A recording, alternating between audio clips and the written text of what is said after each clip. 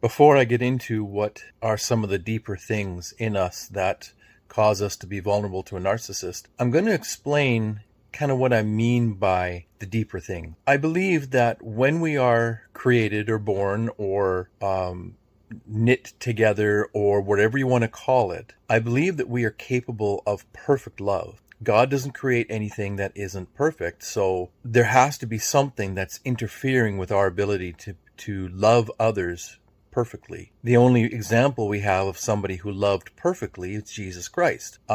We do have other examples in the Bible of some who were able to love others well and who were not able to love others very well. And in each case, there is something that is preventing the person from loving another and loving other people well. There's something blocking. And so what I'm going to be talking about are some of those things that block us from being able to love others in a perfect way after the model of Jesus Christ. Some of those things are going to be deep in our hearts. Some of those things are going to be found in our spirit. Some of those things are going to be found maybe in generations back, maybe in our families, but there's a lot of different things that can prevent us from being able to love others perfectly. Now, in the case of being vulnerable to a narcissist, that means that we did not love ourselves enough to be able to, we didn't respect ourselves enough to be able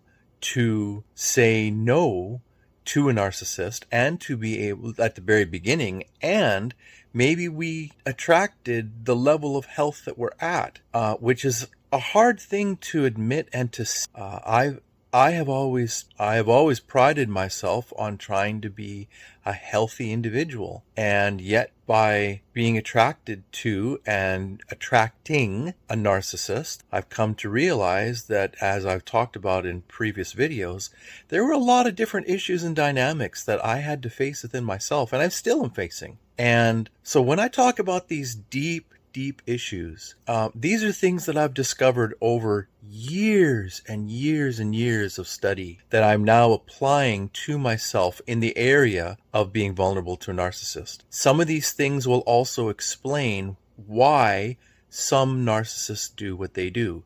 The principles that we apply to understanding ourselves can help for us to understand others. So that's what I'm going to be talking about in the next series of videos, are those deep things. And I'm going to start by explaining a little bit more about what those spiritual dynamics are that allow this to happen. How we're made just a little bit more, because if we understand how we're made, then we might have a better chance of understanding why these things can occur. If you like this video, please like, comment, and share, and I'll see you in the next one.